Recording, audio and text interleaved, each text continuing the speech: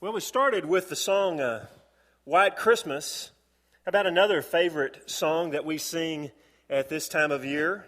A Silent Night. Silent night, holy night. All is calm, all is bright.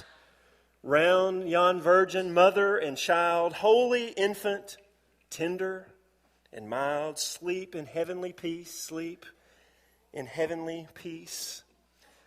I said about White Christmas that is the Bing Crosby Norman Rockwell picture of Christmas. That particular Christmas carol is the traditional Christmas carol picture of Christmas. A beautiful, calm night, a bright star illuminating this serene scene of a young mother who is smiling down at her sleeping baby that she holds in her arms, wrapped in swaddling clothes, all safe and warm. Over at the side of that scene is a young father who is standing with a look of satisfaction on his face as he looks down at his young wife and this young child. In that scene, there are also cattle and there are sheep who come right up to the manger, and they are sitting there silently chewing their cud. There are shepherds who have come straight from the fields, who have come and knelt down before this newborn king. There are wise men who have come from a long journey to find this babe where the star led them. And all of that is taking place in the cleanest stable that you have ever seen. This bright scene, this scene of peace, this scene of calm, and we love to go back to that simple and innocent scene. But that doesn't tell the whole story, because that picture, that scene doesn't tell of the exhausted Mary, who had ridden all the way from Nazareth down to Bethlehem and who had just gone through a long night of giving birth. That scene doesn't tell of her exhaustion. That scene doesn't tell of the worry that is etched on the face of the young man who is standing looking down at his wife and at this child. That scene doesn't tell of the frantic search through the night, being turned down at inn after inn and turned down at house after house. It doesn't tell of finally finding someone who would give them a cave that was in a rock at the back where they kept the animals during the winter. It doesn't tell of Joseph raking aside the fouled hay to try to find a clean place for Mary to lay down. It doesn't tell of Joseph cleaning out a trough so that he could have a place to lay the baby after it was born. It doesn't tell of the hours of agony that Mary went through as she gave birth with no one to help her but Joseph, and I don't imagine that he was a lot of help.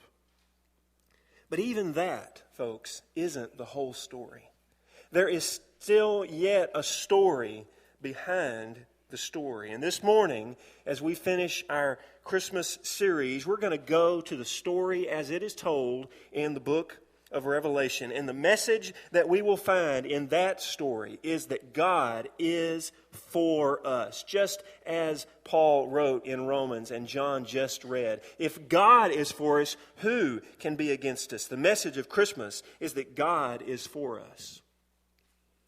Now, before we continue there, I'd like to say just a word about current events that took place just a little over a week ago, I guess it has been now. Events that have been in the news from a place called Newtown, Connecticut, which we're all familiar with by now. And moments like that break into our world. Moments like that break into our routine, and they demand our attention. And if you were like me, I found out through a text, and I immediately began to look and see what is actually going on. And from that moment, the airwaves and the internet have been filled with people trying to make sense out of what happened at Newtown, Connecticut. Because moments like that break into the facade that we create of an ordered universe, of our little world being full of routine and being full of order and of the sanity that we try to make out of the world. And so when those moments come, we are literally shocked.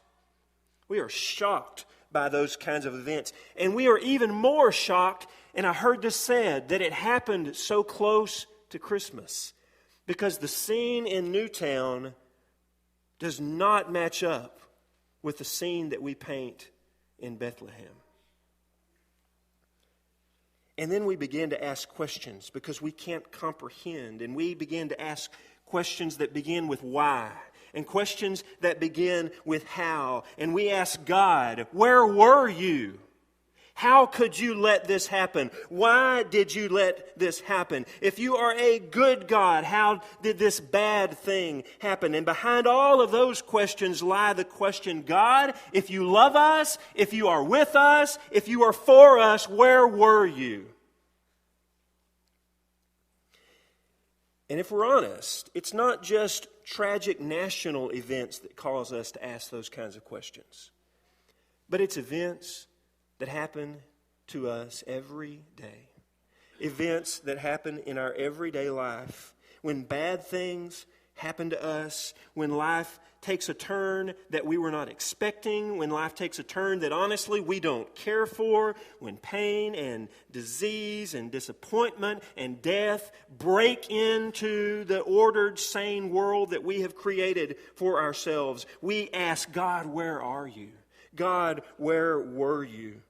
Why did you let this happen to us? I thought you loved me. I thought you were with me. I thought you were for me. And if you are, why did this happen? And where were you? And philosophers and professors and politicians and yes, preachers try to find answers to those kinds of questions. But most of the time, our attempts to answer those questions fall short. And even the answers that we give in churches fall short. Because in most of those answers, I think we fail to tell the story behind the story. Because the Christmas scene of Silent Night, calm and bright, doesn't seem to answer that question. But the scene in Revelation does. Because, folks, it isn't God who is against us. In fact, God is for us. But there is one who is against us. And you see, behind the mother and the baby and the stable and the manger is another scene that Revelation opens up for us. Listen to this story as told in Revelation chapter 12. And this language is very figurative and it's very dramatic.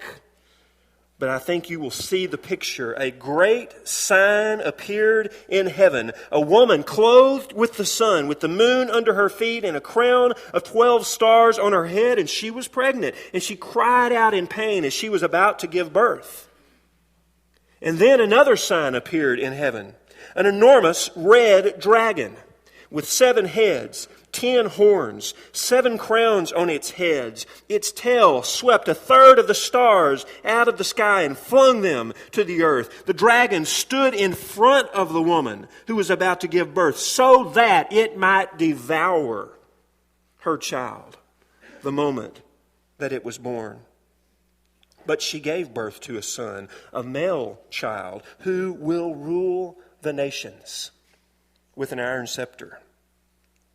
Then war broke out in heaven.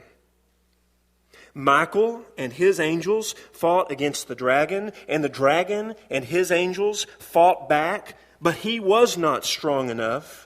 And they lost their place in heaven, and the great dragon was hurled down. That ancient serpent called the devil or Satan, who leads the whole world astray, he was hurled to the earth and his angels with him. And it goes on to say later in the chapter that because he could not destroy the one whom God was sending, he has turned his attention on all of those who follow the one whom God sent. And he is after our destruction.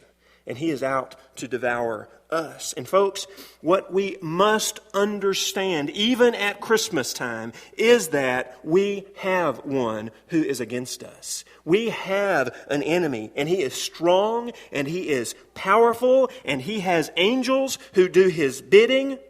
And he is set against you, and he is set against me, and his purpose is destruction, and everything that is evil has its origin in him, not in God. Because in God, we have a Father who loves us, a Father who created us to be his, and every good thing has its origin in him. He loves us. He is with us. He is for us. He is always for us. He is never against us. He is always for us. And because he is for us, our God went into action. Because he is for us, he set in motion an invasion into enemy-held territory. Because the world that we live in is in enemy-held territory. We live behind enemy lines. And because he is for us, he set in motion an invasion. He set in motion a rescue mission to go and save all of those that he was for. And what looks like a simple, beautiful, picturesque scene on a Christmas night, calm and bright, is really much, much more. Because the birth of Jesus is the rescue mission. The birth of Jesus is when God broke into enemy-held territory, and he broke in and came to rescue because he loves us, and because he's with us, and because he is for us. And that baby who was born, that baby who initiated that rescue mission, he grew to become a man, and he grew to become a man who would give his very life for us because he wanted to save us. And in giving his life, he has defeated the one who is set against us, and God has raised him in victory and in triumph because, folks, God went to war for you.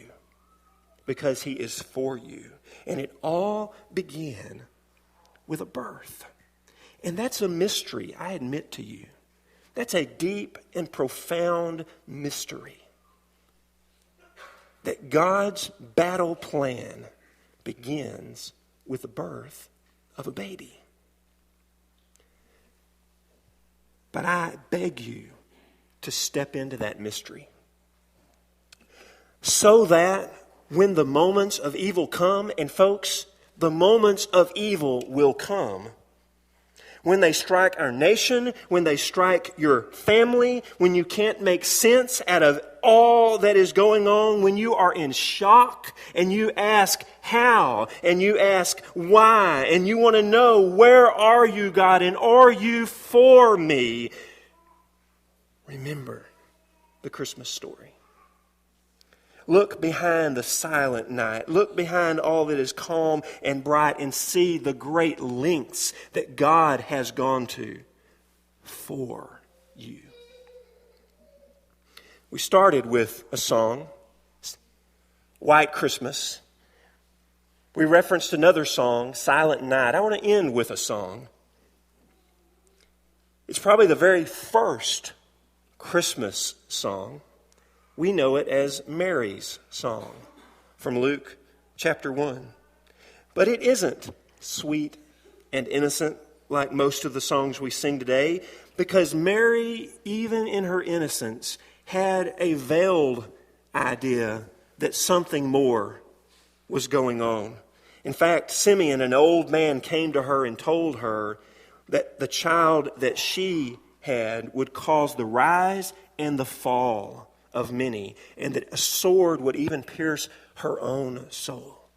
She had a hint that there was more going on here than she could possibly understand. And in her song, she speaks of great deeds that the Mighty One was going to do through this child. But she even says that part of what he does is he's going to scatter the proud, and he's going to leave the the rich empty, and he is going to bring down rulers from their throne. There is more going on here than just the simple birth of a little baby. And so I ask you this morning, will you respond to this story the way that Mary responded to this story?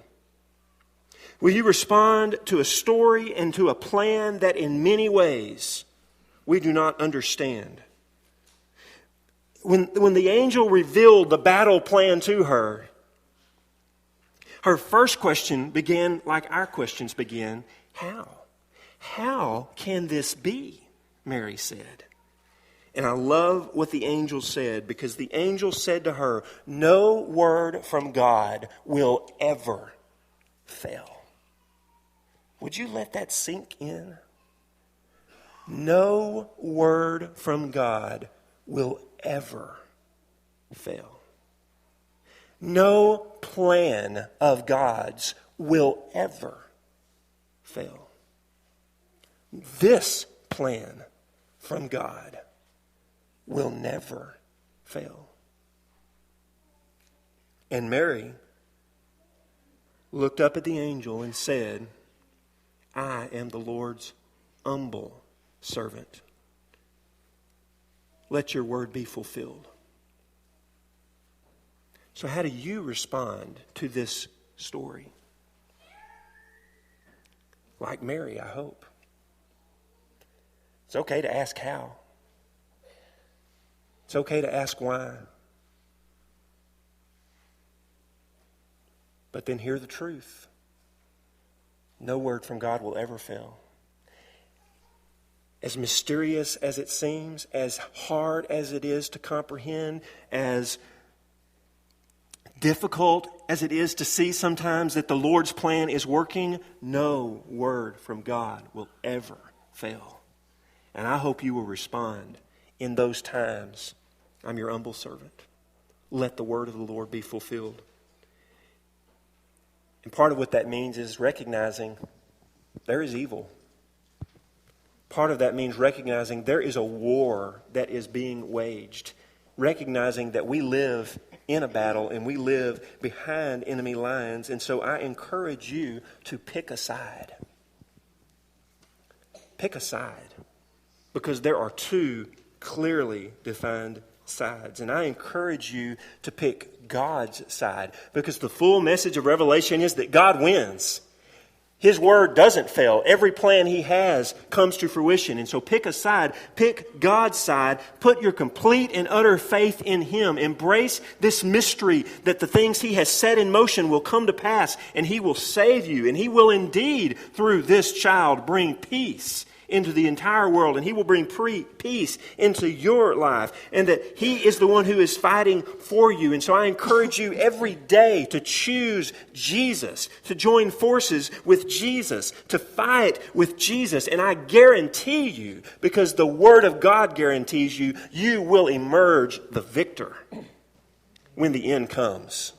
Christ has assured your victory. In Christ, your victory is assured. And that means there will still be battles. There will still be tragedies. There will still be injuries. You will still face battles and tragedies and injuries. And there will be casualties. But from the moment that that baby came into the world, the end result has never been in doubt. God is for you. I had a man in my office tell me his story, and I want to assure you that just because someone comes in my office and tells me their story doesn't mean that I get up and tell it. So I want you to feel free to share things with me, but I have his permission to tell his story. And as he told me his story, and he told me about his early life, the death of his mother, his dad not knowing what to do, and so he put him in an orphanage, of his entire family being scattered and separated to the point that he didn't even know he had brothers and sisters. It's a story that made me sad, a story that made me weep, a story that's not the way it's supposed to be. But as he continued to tell me his story, he said he can look back and he can see over and over and over when God intervened, when God broke in, when God loved him, when God was with him, when God was for him. And he said at the time, I didn't fully realize it, but I look back now and I see a stepmother who came into my life who loved me like my own. I see an older brother who came back and began to pull the family together. I see a beautiful wife that God brought into his life, he said. He said, over and over and over, I realized when I look back, God loved me. God was with me. God was for me. Every single time. I hope that whatever your life looks like, however your life has played out, whatever tragedies and heartaches that you deal with, I hope that like him, you can embrace, you can see, you can point to moments in time when God broke in for you. That's the Christmas story from Revelation. We're going to sing a song. I encourage you, if you have any need this morning, we would love to pray with you and help you. You could do that as we stand and as we sing.